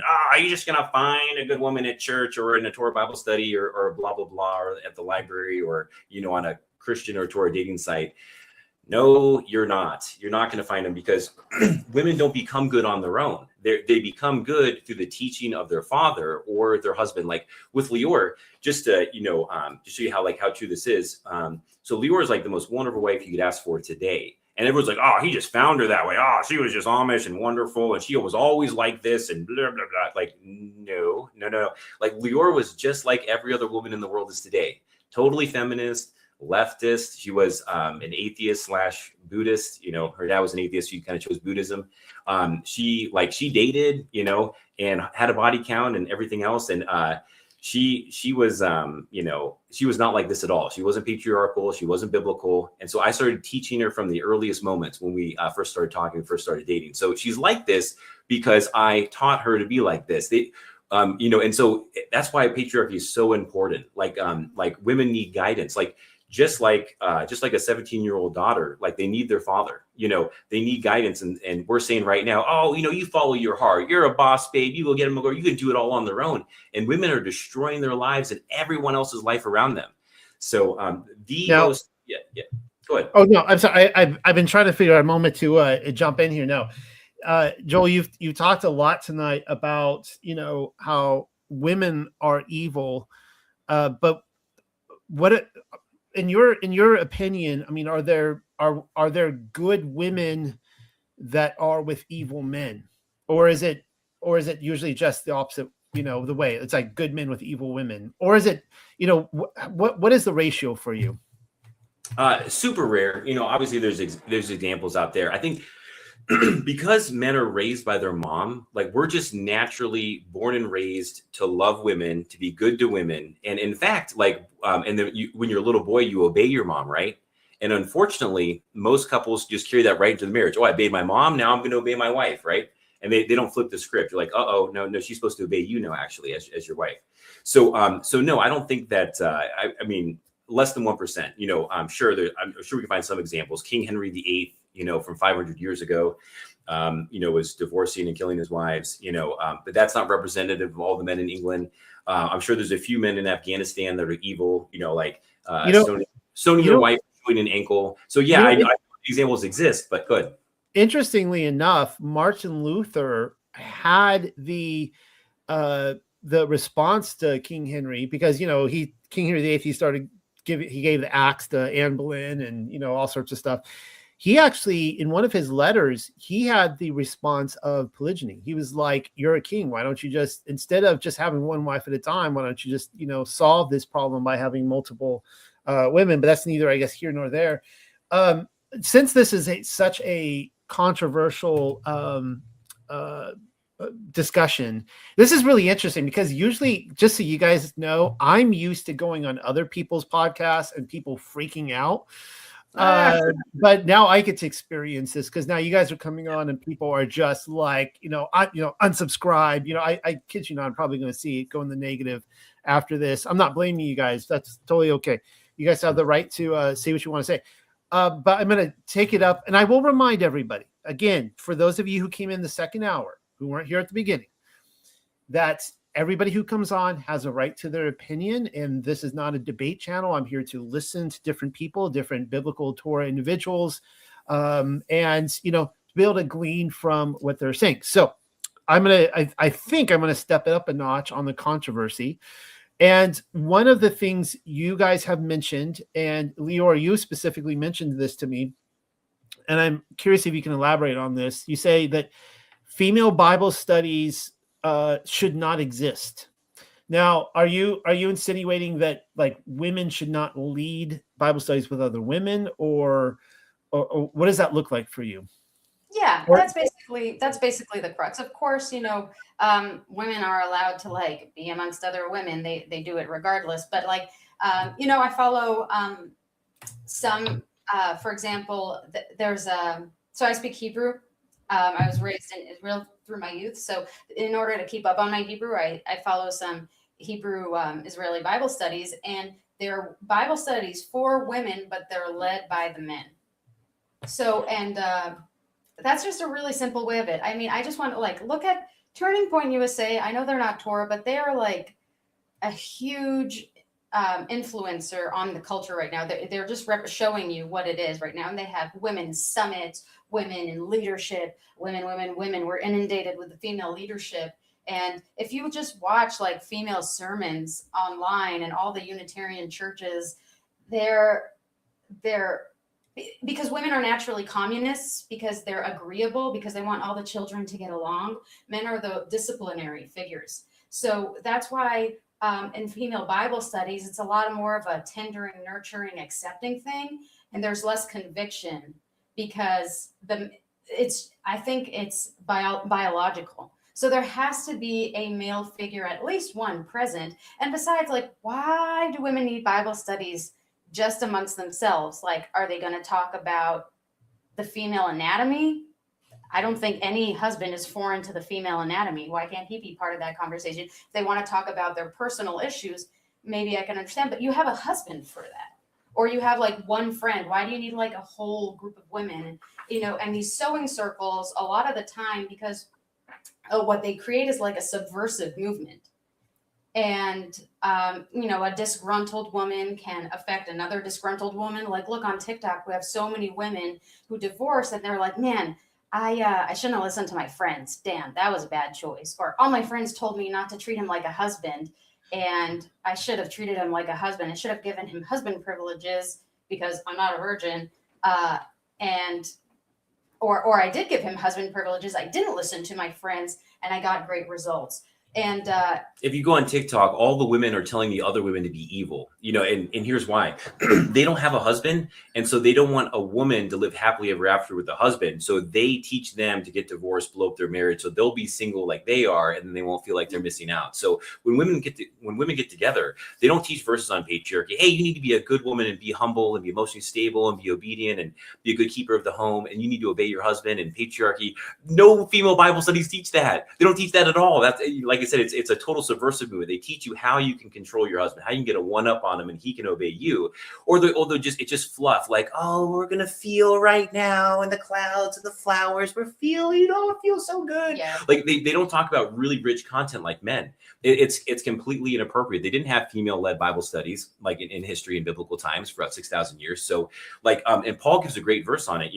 Paul says that I don't permit a woman to be authority over a man or to even speak in church. And if she wants to learn something, she should learn it at home from her husband, with all submission, and there's a whole bunch of great passages on that one. I think that one is 1 Corinthians 14:34-35. So women should primarily be learning from their husband at home. Female Bible studies are just toxic. And if they are getting together, I think a man should be leading it and the men should be present. So that way it just doesn't go into full blown matriarchy. Like or maybe no Bible studies. Maybe the women could just be taught at home from their husbands. That might be even better. If a woman doesn't want a man there, it's because usually she knows that she's like doing something that he would not approve of. Very rarely is it because of intimacy detail. Like, it's not even appropriate for women to talk about intimate detail in a group of 10. That's like a one-on-one type conversation. So, there's, if it's suspicious for women not to want a guy to be present in something that's supposed to be a Bible study. This isn't even like medical or sexual. And I want to let you ask your question, but I did want us to talk about a bit about the demonization of the male sex drive. And this kind of ties into polygyny, but it's a huge component of like the evangelical church, and most Torah people come from Christianity, and it ties in, and even like Jewish people, although there's a greater minority, but all of this stems from the demonization of the male sex drive and women resenting it or wanting to control it. They think if they control the man's sex drive and his access to orgasms, they control the man. So a lot of people will talk about how sex is a woman's primary agency, and women know that. And that's why they use it as a form of manipulation and control. And then they're surprised that the guy steps out on the marriage. You talked about that with Grant and Polly, but a lot of people will say, the Western culture is totally modernized and secularized. They'll say, go to college, get a degree, get a career, blah, blah, blah. Don't get married in your youth. A woman's brain doesn't develop till she's 27, blah, blah. And then get married and save yourself for marriage. Like, what woman or man save themselves until they're 27, until they're out of college? A drastic minority. So they're either going to be promiscuous, or I don't think women should be in college, definitely not. But the thing is, they're not encouraging women to marry young. It's a huge problem in all biblical affiliate movements. Marry young to the man of your youth. Don't break up. Don't be hypergamous. Women think that because a lot of guys want to sleep with them that they have great options. That's not the case. Yeah. So they're not telling the women to marry young. So men don't have wives in a young age. But then at the same time, the men are being demonized for watching porn, for example. Oh, but the guy has a sex drive. A guy can have a wet dream. So they're demonizing the men for following their natural biological needs, but they're not addressing the solution, which is, if you want guys to stop seeking sexual relief elsewhere, they have to have a wife at a young age with whom they can explore this and relieve themselves in a healthy manner. But they're never saying that. They're just like, men are evil, porn bad, which it is. But they're just demonizing the guys for just needing this relief that women, we don't build up testosterone the way guys do, so we don't understand it. But that is a huge problem I have with women with biblical affiliates. Well, this this probably taps into evangelical culture a little bit, but definitely greater feminine culture. This has been one of the big lies of my generation. Of course, I grew up in the 90s. I think like you did, Joel. I'm not sure exactly on you guys' age. Of course, I was I'm one of the last years. I'm a Gen X, or one of the last years of Gen X. But you had shows like Sex and the City, and of course Seinfeld and Friends, and some of these others where people idolize, particularly women, like Sex and the City, where women idolize these women on screen who would just keep going around to different men, and they just fantasize they would just keep getting different men and have this professional career. And now these Generation Xers, they're all in their 40s, their 50s, they're my age, and they're looking around going, where did all the good men go? We were promised these good men, and it's like, well, sorry, they all got married 20 years ago to the good women, and you were lied to about that. I do want to cover. I do want to ask this one question, and this is not to spring a trap or anything on you guys at all, but this was asked in the questions in here, so I just want to get to it. Somebody wanted to know. We had talked a little bit about this before the show, and this is obviously one of those areas where I think again, one of the purposes of this is just to hear you guys out and your point of view, and just to glean something. And my view of the truth, if you guys didn't know, is that I love the idea that the truth is greater than everybody. The truth doesn't cease being the truth, whether we agree with it or not. And this has nothing to do with you guys, but somebody could be wrong about 80% of something, but actually have a 20% truth, and you're like, that's interesting, right? So it's kind of gleaning from everything. But somebody asked what your view is on, wait, let me pull this up here. Someone said, Noel, please ask them about the controversial female Holy Spirit. They wanted to know your guys' thoughts on that as it pertains to the patriarchy/matriarchy. So I could answer the question for them, but I'd like to hear you guys answer that. Oh boy, yeah, we thought this might come up. So so we don't believe that at all, and for true reasons. So I believed in the Trinity my entire life until just a few years ago, and so now we believe that the Father, a spirit in heaven, is God alone, and there is no third person. That's a woman. That's his power coming down from heaven. So that's the Father, and then we believe that Joshua, Jesus, was the Messiah, but he was totally human, and of course now he's in heaven at the right hand of the Father. So and then Leor wasn't raised with the Trinity at all, being raised atheist, and she was Buddhist. So that was a tough one for me, because I was raised in it so strong. It never made sense though, the whole Trinity thing, because it contradicts itself. 3 is not 1, 3 is 3. I found John Lawson's channel, Kingdom Seekers, and he addresses like every single verse. But come to find out, the Trinity wasn't even invented until Roman Tertullian, actually in 200 AD. So nobody in the Bible believed in the Trinity, and that term you don't find anywhere in the Bible until way after the Bible was written in 200 AD. And so that's when the Trinity got started, and the reason why they invented it, and they were it was so natural. We have a whole video on this. It's called Blasphemy, is because the Romans were polytheistic. Like the Greeks, they adopted the Greek religion. And so that went really well hand in hand in their polytheistic faith. So as more Greeks and Romans converted to the Jewish faith, the way, Messianic Judaism, Hebrew Israel, they corrupted it. They corrupted and twisted it. And the Trinity, is one of those corruptions. It is so interesting, Leor, that you grew up in Israel and you also grew up as an atheist, which it just it makes so much sense actually. Not the way most people would think that would go, but it just makes so much sense. Tomorrow night, we're having a discussion on the Godhead. I'm bringing on one of them is, as you know, Grant Easter, you know him. And I'm also bringing on my friend Zen Garcia. And so Grant is not Trinitarian. Zen is Trinitarian. This should be a very interesting discussion. And of course, I grew up Trinitarian, and it never made sense. I don't think it really makes sense to any Trinitarian. It's just something you're supposed to believe in. I remember being told when I was younger, I know this wasn't what we're going to talk about tonight, but I remember being told that when I would ask about it, they'd be like, well, it's a test. It's a test of your faith. You're just supposed to believe in it, even though you can't make sense of it. And I'm just like, oh, okay. But so Zen is a friend of mine, and I went out to lunch with him last week. I drove out to the Atlanta area and sat down and had lunch with him. And I asked him this question. I was like, Zen, I know you're coming on my channel to talk about the Trinity. I grew up a Trinitarian. I don't get it. Can you please explain it to me? And he tried to explain it to me, and I had to tell him at lunch in person, yeah, Zen, I still don't get it, but maybe I will. Maybe I will when you come on my show. So I just wanted to I'm familiar with Zen because I was a big Rob Skiba fan before, so I saw him on Rob Skiba back in the day.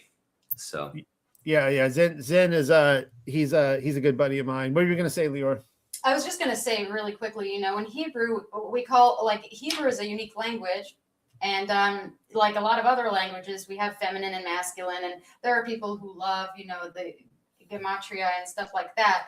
But nobody considers Jerusalem to be a female entity. We have female words, we have male words because of grammar. And sure, there are a lot of people who will say, oh no, these are all representing metaphysical concepts. But the Shekhinah is from Shechen, which is a male word.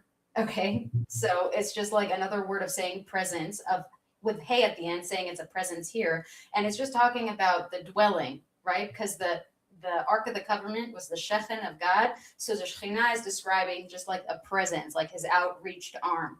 And nobody thinks, I'm not going to say that, but we don't think that, God is corporal, but we use him as the Father because he has his male attributes of consistent justice, discipline are greater, but God created women. So I'm sure that men are just as compassionate as women. I just don't understand this idolization of like the female virtue, like feminine virtue can be a wonderful thing.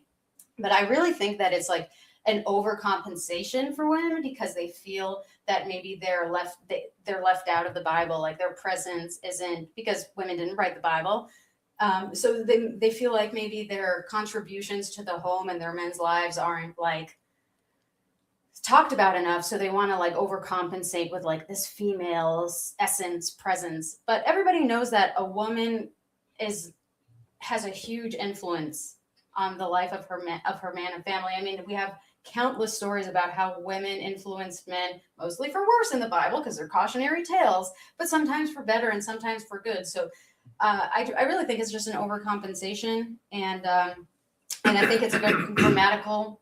I think it's just linguistic, and I think that women use that to like kind of get the feels, get ethereal and stuff like that. Joshua had a wonderful opportunity to demonstrate his feminism, back in the 1st century AD with his disciples. Jesus, Joshua. Yeah. So in Hebrew, it's Joshua. Yeah. Aramaic, it's Yeshua. And Greek, it should have been Iesua, but they translated Iesus. And then Joel, Joel, of course, my middle name is Joshua, as you can tell, but you're probably the first person twice tonight. The grass was greenest in Eden, and I've never, even though everybody kind of knows Joshua is the Old Testament name for Yeshua, Yahshua, so on and so forth, Yahusha. You're the first person who actually literally went there and called him Joshua. I don't think I've ever heard someone say that guy from the 1st century, Joshua. You know who that is, right? Like, yeah. So they translated the Greek Isus into Jesus just 500 years ago because J wasn't invented until like 1492 or so. Yeah. So anyway, so people weren't actually calling him Jesus for the first 1500 years. If they spoke Greek, they were calling him, Iesua. Anyway, so Joshua in English, that's what we speak. So he could have demonstrated his great feminism by selecting at least 6 of his disciples to be women. Oh, he didn't, did he? He selected 100% of them to be men, 12 out of 12 men. So Joshua, all the way 4,000 years later, he didn't evolve into being a good feminist, and progressive or whatever. He stayed completely patriarchal, and he was a man, and he chose only men. In the garden, they say, gosh, every single time they hear the Garden of Eden story, like they always put a feminist take on it that isn't there. Like Adam gets blamed for everything, Eve gets blamed for nothing, and then they say, "Oh yeah," and then this is feminism. You're like, "What?" No, it's a caution. The first tale in the Bible is a patriarchal cautionary tale about feminism / matriarchy, because where there's a power vacuum, there's someone is always going to fill that vacuum. So if men aren't in power, women are going to be in power. There's no such thing as, we're going to all be benevolent and egalitarian. That's not true. That's not how it works. So I will say this, Joel, that I grew up in California.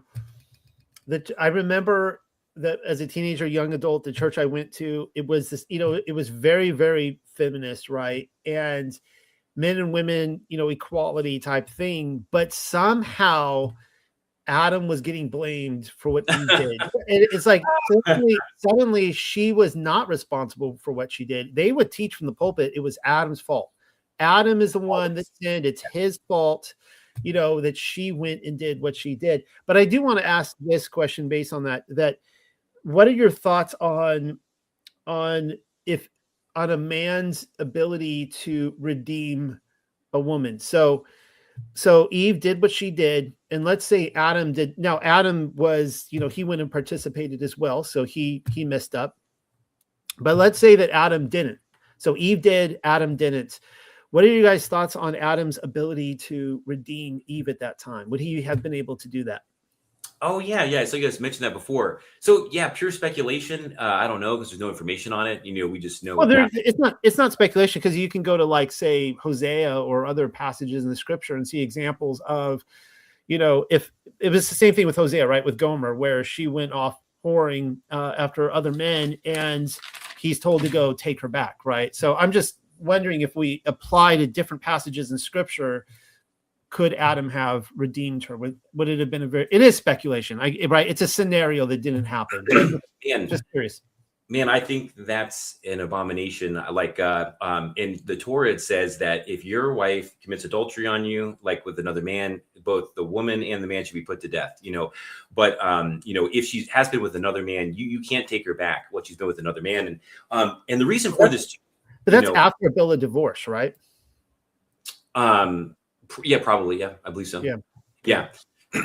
So it's cuckoldry, it's matriarchy. Of course women want to hear that, but like, so if Eve ate from the fruit and she got kicked out of the garden, I believe that would be it. And I think that's why Adam ate it too, because he chose the woman over God, and that's what we see Western men doing today.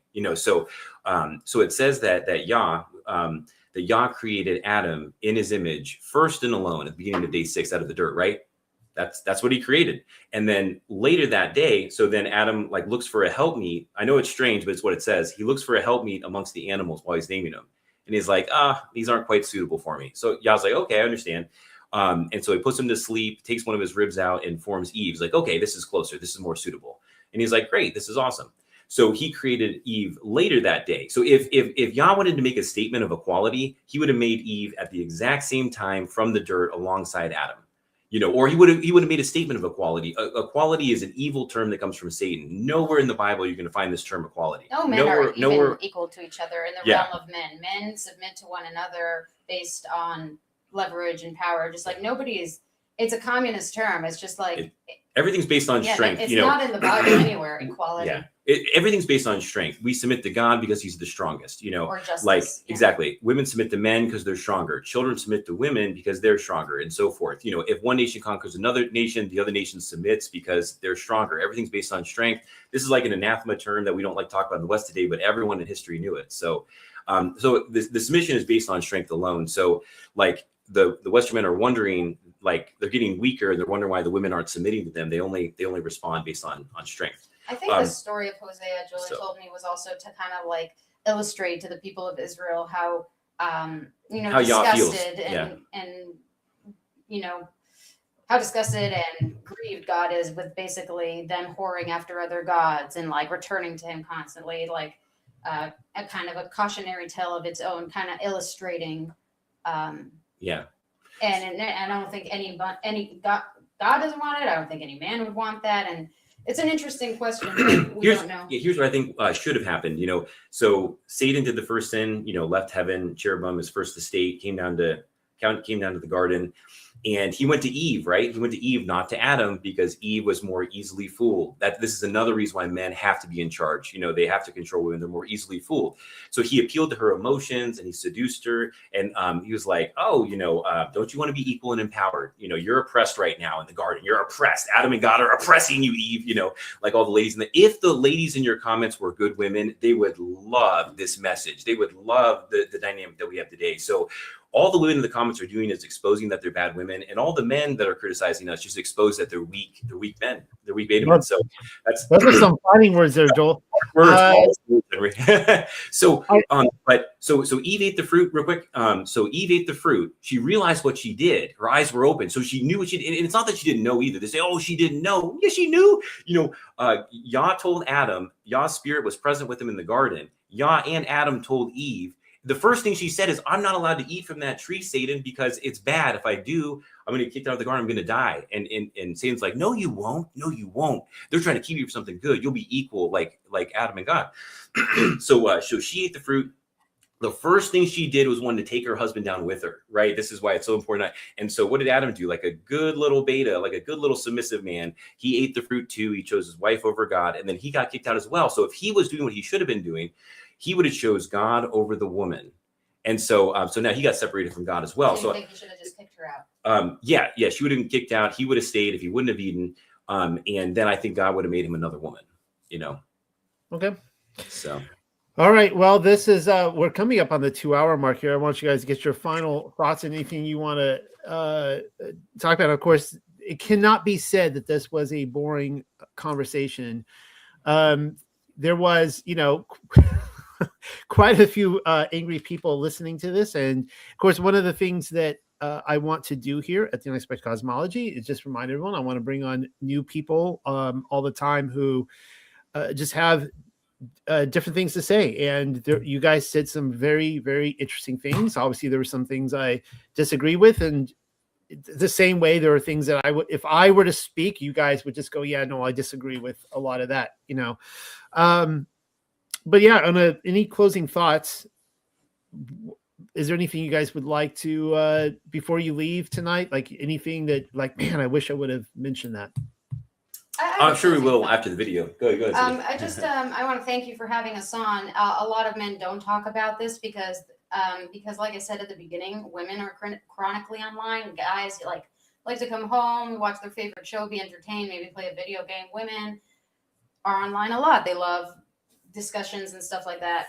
So a lot of my point is to say that a lot of channels' main audiences are women, which is why they avoid this topic like the plague, especially if it means criticizing women in any way. So I just want to thank you for your braverism, just getting your bravery, and for having us on and talking about it. They don't want to cut into their profits or their views, so they don't want to offend their primary viewer.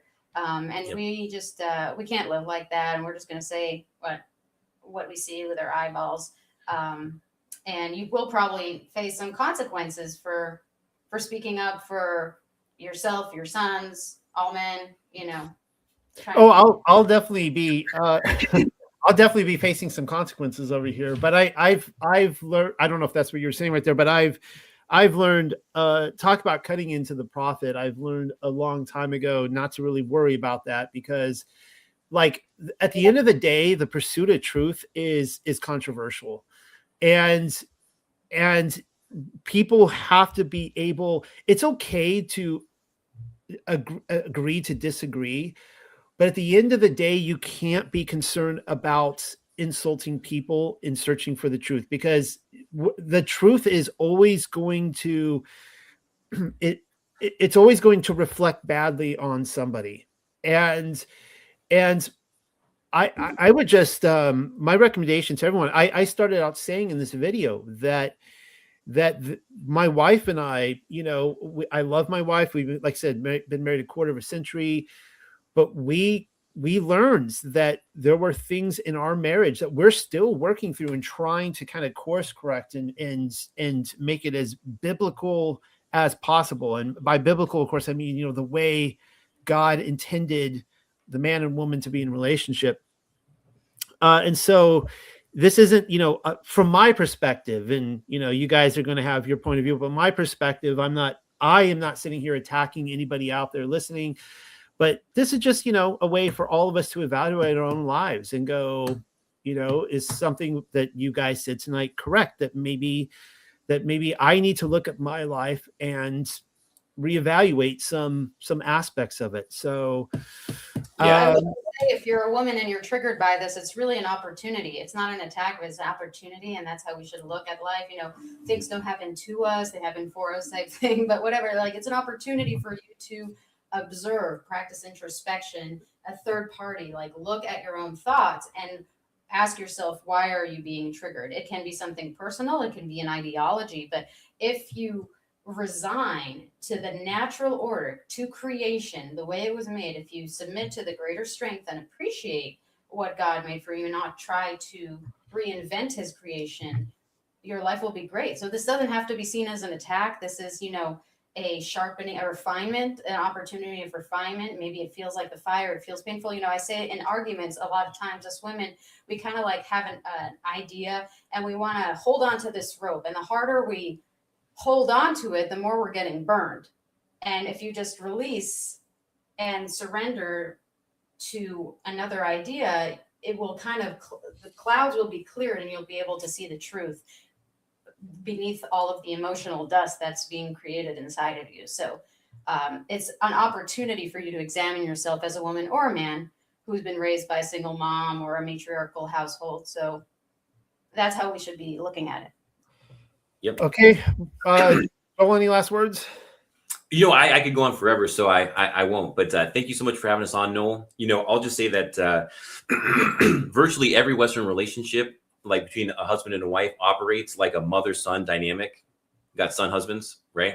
And it's totally improper. And how they always used to operate is like a father-daughter dynamic between the husband and the wife.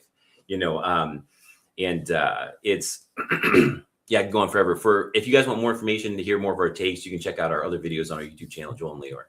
Yeah, So, Joel, what was your YouTube channel again? It's called Joel and Leor. Real simple.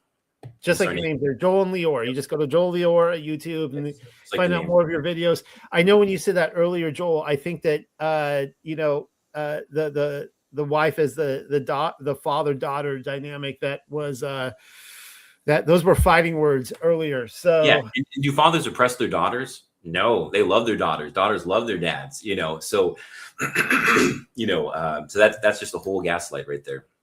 Okay. All right. Well, thank you guys for coming on, and just stick on. There might be a video. I'm not really sure after this. Stick on. I'll talk to you guys afterwards.